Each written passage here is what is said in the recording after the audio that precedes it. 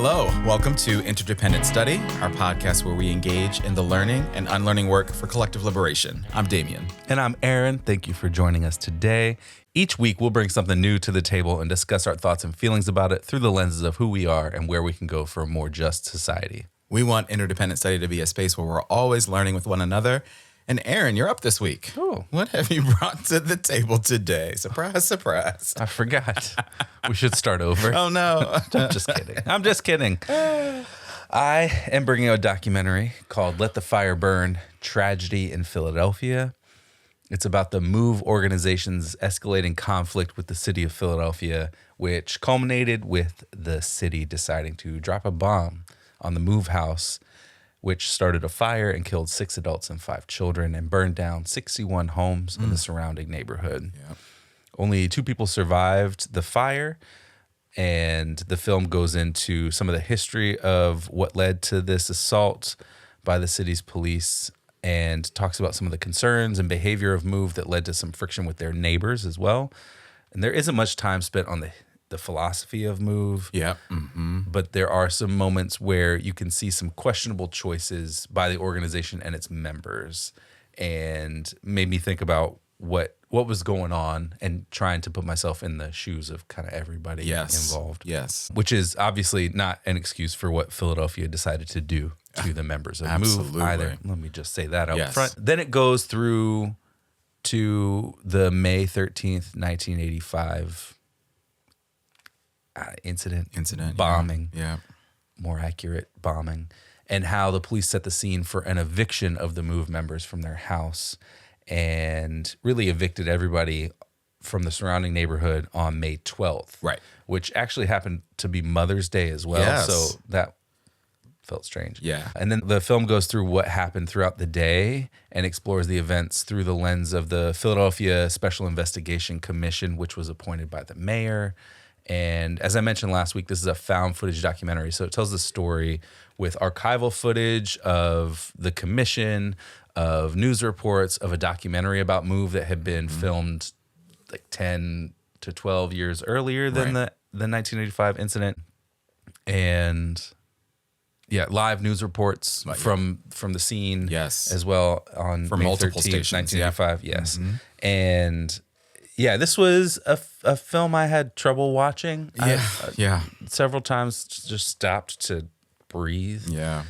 There's very casual dismissal of human life in the actions of the police on May 13th and in the testimony of the officials during the commission hearings. And ultimately, no one from the city was charged with any wrongdoing. Right. And that's probably enough rambling for this introduction about the film. Yeah. And probably too much information. I'm trying to piece together a lot of different things. Yeah. And honestly, I'm still trying to make sense of what happened. Right.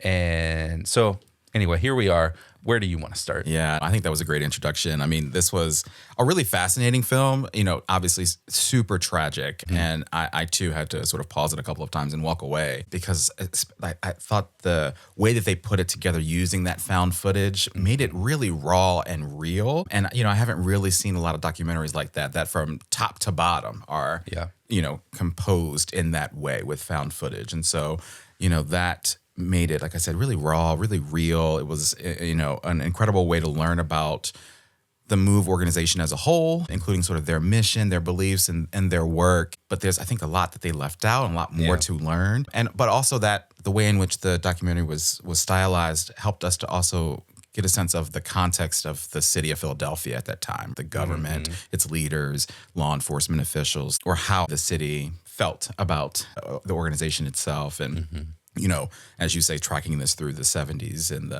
kind of the mid 70s, early 70s through the 80s. And so I did appreciate the way in which it was put together. And there was a lot to take in, as you say, from it. I think one of the most fascinating pieces from this film about MOVE to me was how the police and law enforcement talked about the organization at the MOVE Commission, that commission that was put together to investigate what had gone on. Several members of the Philadelphia Police Department were interviewed, and almost all of them talked about how MOVE was in no way violent. How MOVE was this progressively political organization. how Move was a very vocal organization when they got together, when they organized, when they demonstrated. They were certainly vocal and loud, but that's part of being a progressively political, maybe even radical organization. Yeah. They talked about how Move was a religious organization, but from there we see that the police and the city targeted this organization. They surveilled this organization.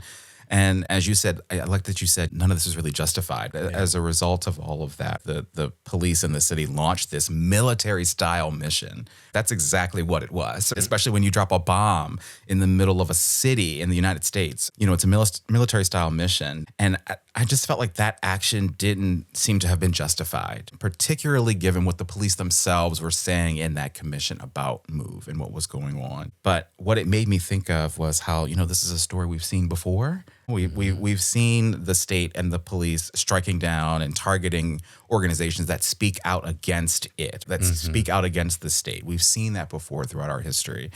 And so that part to me was a key takeaway of this and what we know about the state and law enforcement's reaction to political organizing in this country, if that makes sense. Yeah, it definitely fits into a pattern of history. Yeah. Yeah. And so one of the things that I appreciated about the film is that it's the way they frame it is it starts after the May 13th, 1985 bombing. Right.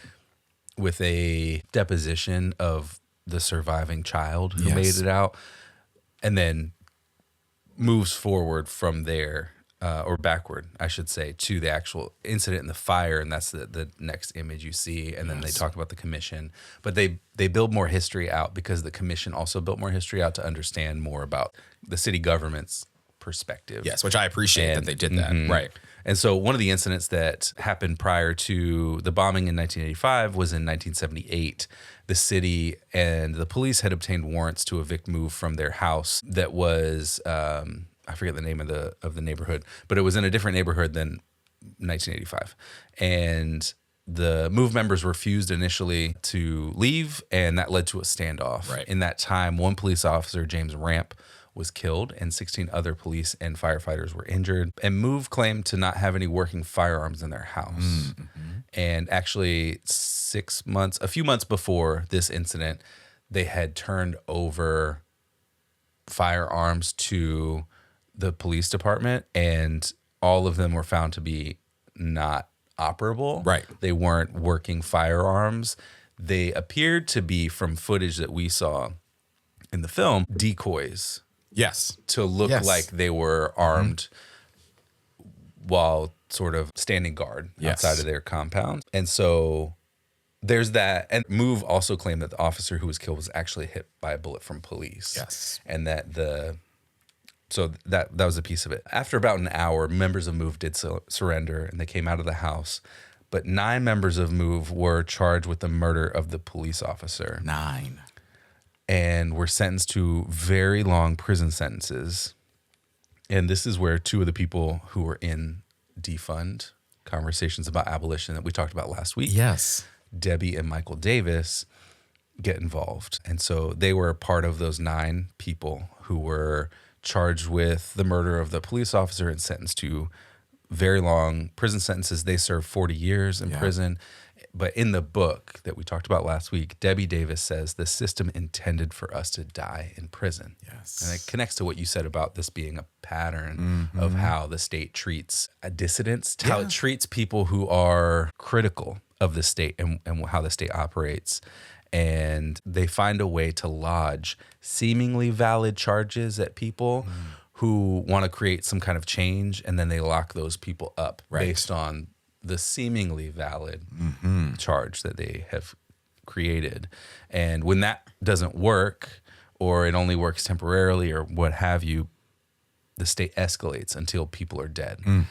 And there's, as you said, patterns of that through history. Fred Hampton is one person I can think of with that as an example. And that's what happened here is the state continued to escalate in ways that I think made Move more defensive, more entrenched in just themselves and isolated. Yeah. Which then the city of Philadelphia took to mean they need to escalate. Absolutely. And so it spirals Yeah. in a way that is not necessary. Not necessary at all. Yeah. And I appreciate the connection to the book we read last week. And I'm glad you pulled that quote from Debbie. I mean, I think it speaks to exactly what the state set out to do. The system intended for us to die. I mean, in prison, what was really clear to me was that the state and police and the city of Philadelphia had it out for this organization. And we see that in everything that they did. One of the things I wanted to talk about, which I think is related to this, obviously, was the actual incident itself, the bombing itself.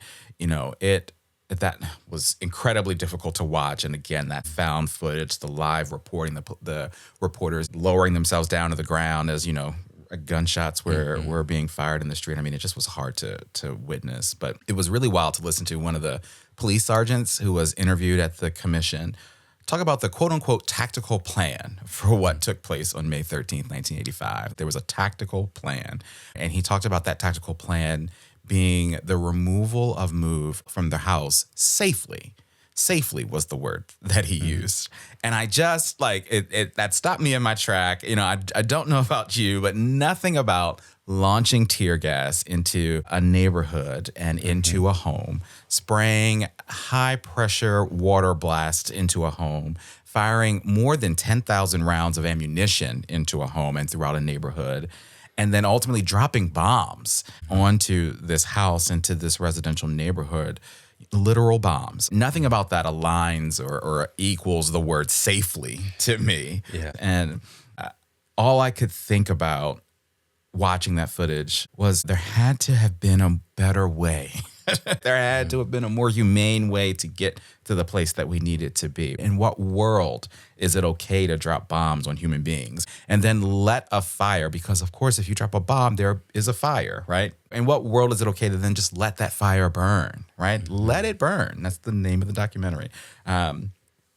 And anywhere, I think, but certainly on citizens within your own country. It just was so sickening and awful to watch and to bear witness to, and just an incredibly gross and devastating and tragic response by the state and by the police. And it all just, for me, fuels the beliefs that I have about abolition and why it's necessary, because there just had to be a better way.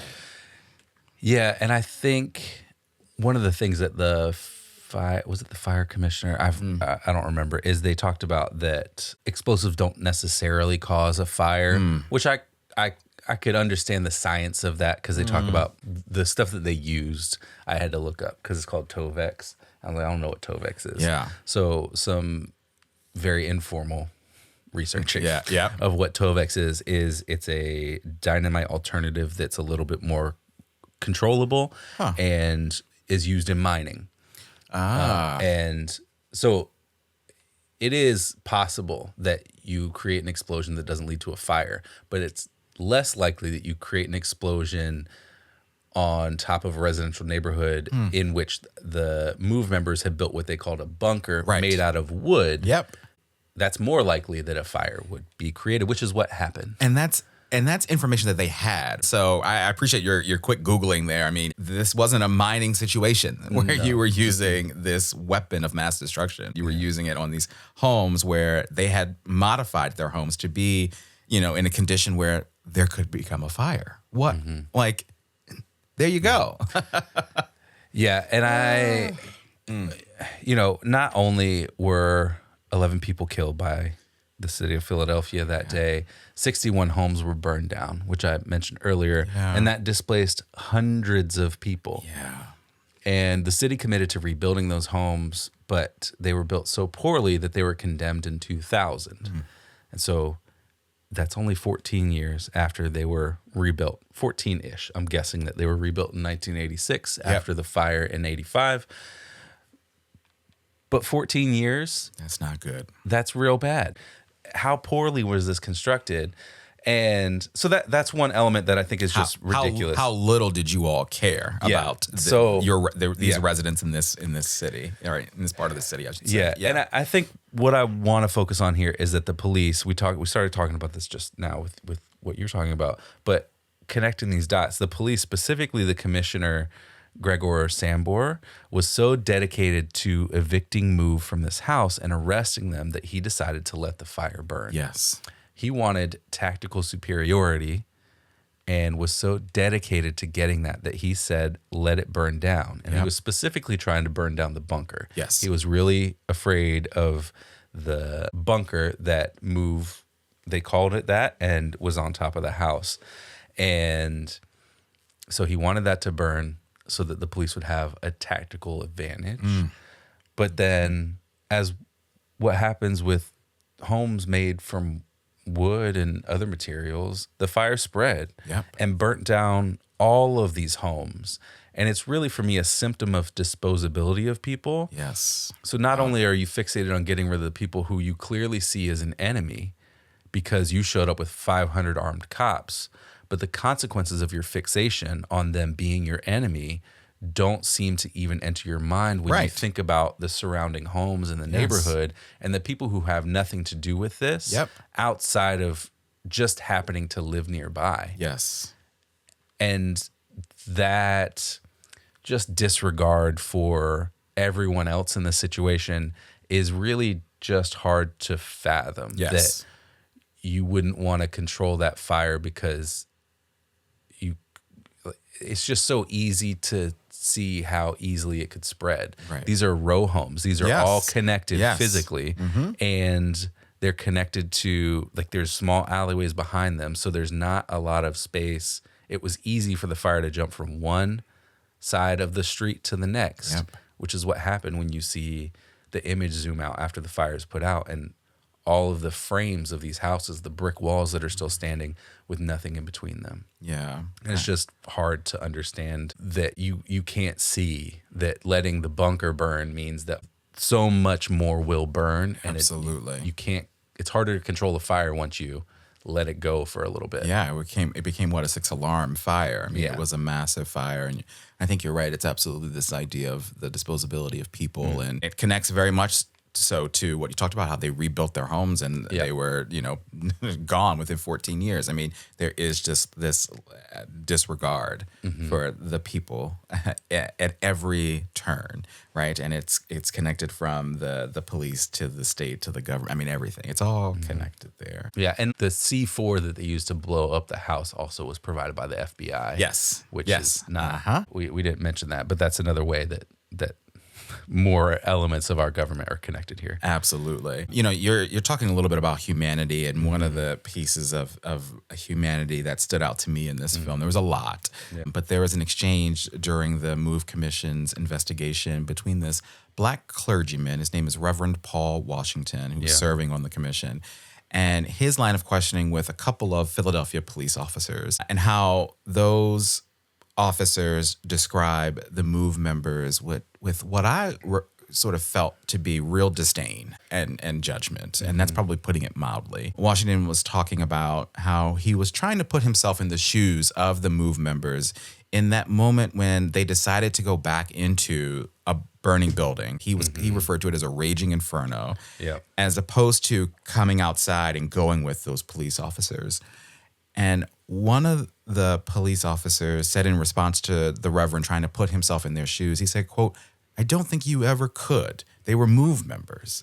Right? And I thought the Reverend's response was so beautiful. He talked about how he knew many of those Move members personally. He knew them by name. He knew what they were fighting for. He knew them as more than what was being reported about them and what the police knew of them and what the police thought of them. And that just made me think about the many of the things we talk about on the podcast. And this is creeping into my thoughts on application a little bit, I think. But, it made me think about what we've learned and unlearned here in the podcast about the notion of the importance of community and interconnectedness, and about the notion of what true public safety is, and about the notion of what's ingrained in us, that the police are here to care for us and serve us and serve the communities that they are a part of.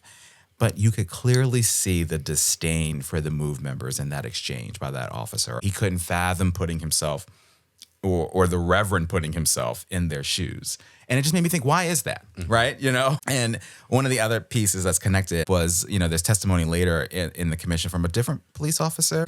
And they all use their concern for the children. They like talk about how concerned they were for the children. And one even talked about, I was thinking about my kids as we were going through this. And I just thought you can't have it both ways. You can't use the children and your feigned concern for them at the same time you're dropping a bomb on this house and on these children. It was just, that was really difficult for me to grapple with.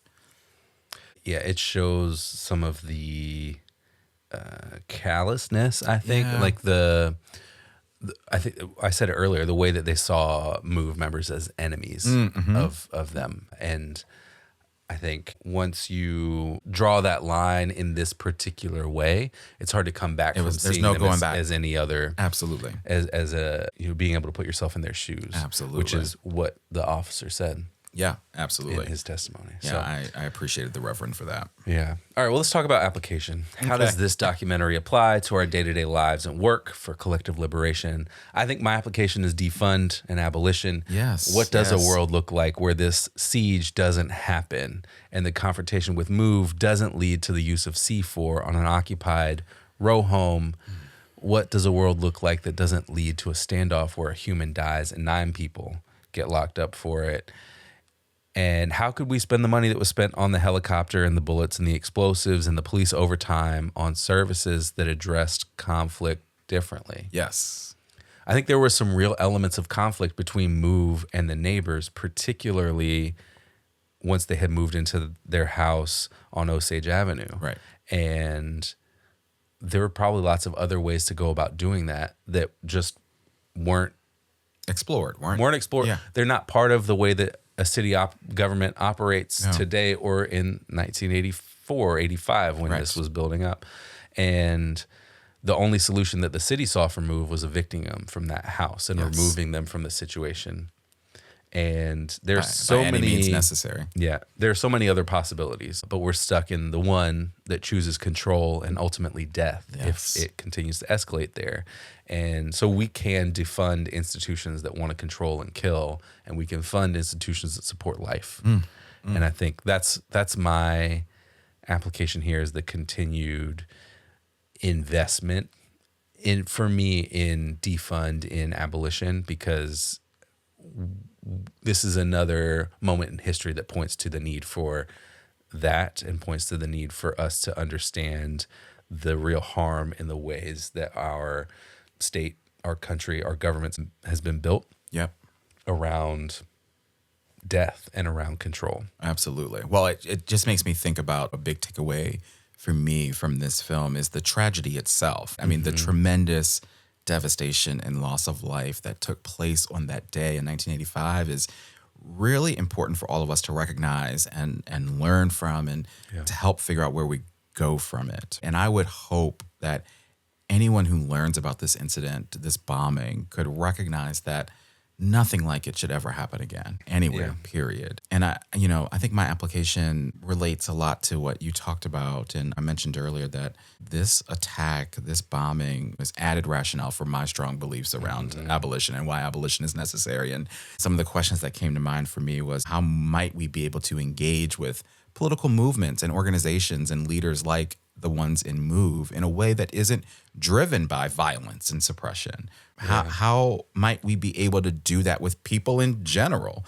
And how might we, abolition is about dreaming. How might we dream about alternatives to our current systems and structures and mechanisms for public safety that are only currently bringing violence and harm to us and to our communities? And you talk about these institutions that want to control and kill us, and we need to instead fund institutions and all of the things that support life. And so, I think we're absolutely in sync there about our application and our takeaway from this. Yeah, definitely. Well, let's move on. Let's talk about homework. Okay. What are we going to do to continue our learning and unlearning beyond our conversation today? I think I want to learn more about what Philadelphia is doing with the legacy of these decisions, with the legacy of the bombing.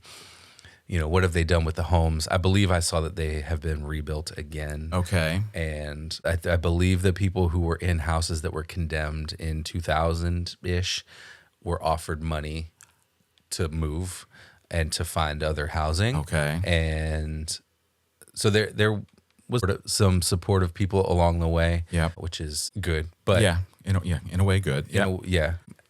But what else has the city done and continue to do? Yeah. I know there's an apology from the city that was done in 2020, and May 13th was declared a day of reflection. But like, what do those things mean in the grand scheme of the city of Philadelphia? Yeah, I think that's fascinating homework. It makes me think about that we watched when we watched Barry Farm, the documentary there, and what that commission, I believe it was doing to honor the history of what took place there and to create a museum and all of that. So it would be fascinating to learn more about what Philly has done, what else Philly has done other than what you've mentioned there. Yeah. I was thinking about, I know that the Move Commission back in 1986 produced a report based off of all of their findings. And I know that report was used in subsequent lawsuits and all of that. And ultimately the commission's report denounced what the city did and what the police department did as unconscionable. And so I'm interested in reading that report just to see what came out of that, because there was it was several days and lots of interviews and testimony and all of that. And, just be kind of fascinating to read that. Yeah. And then, to learn more about Move as well. We talked about how it was this documentary, this film spanned 10, 15 years. Yeah. But I feel like there wasn't a whole lot, or I was left wanting more, I should say, about what Move was all about, what work they did, what they believed in, all of that good stuff. And so I just would think it would be fascinating to learn more about the organization in general. Yeah. My interpretation is that there was context about Move and in ways that illustrated why they were in conflict with the city. Yes. And whether that was, for lack of a better term, good or bad, right, is beside the point. It was, this is what happened, this is how the city saw it, and this is what created friction with the city or with the neighbors or with what have you.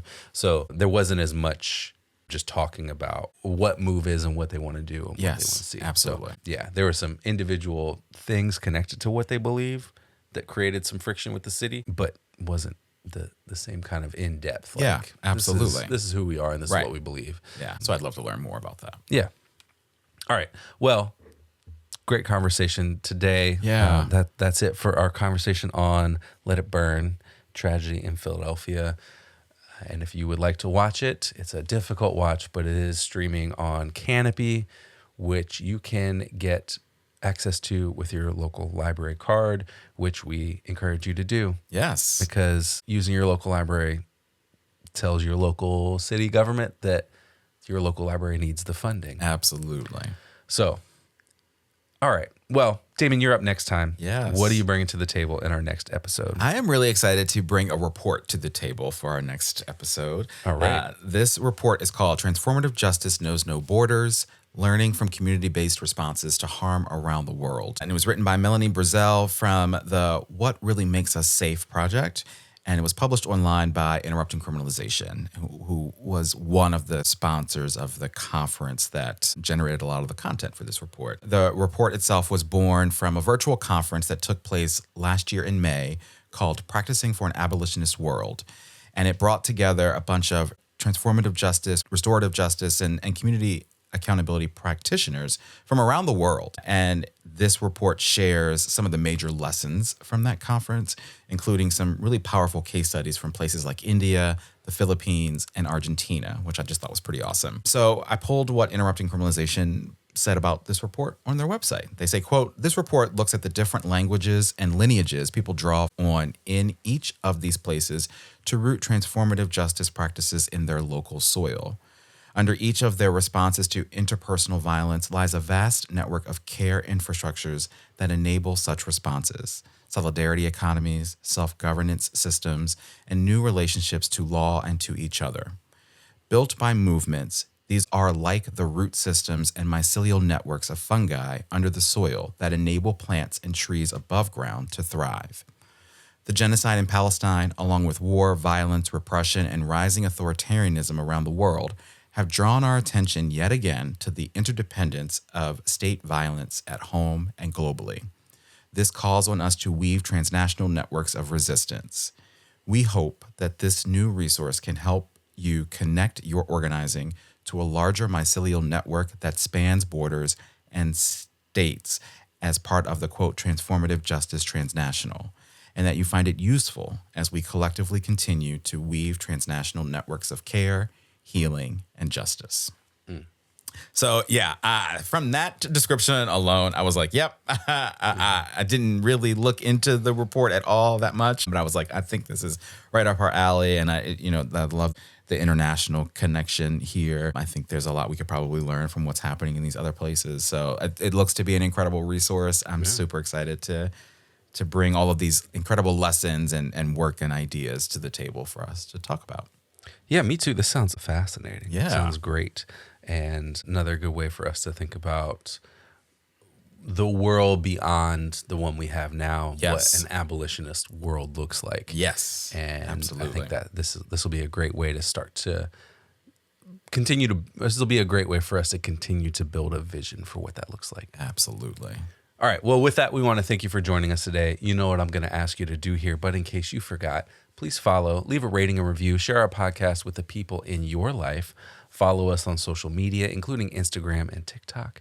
Check us out on YouTube and sign up and join us on Patreon to get notified about any new things we've got going on behind the scenes. Yes, thank you so much for listening. And remember, it's not about us, but it is about all of us. And we'll talk to you next week.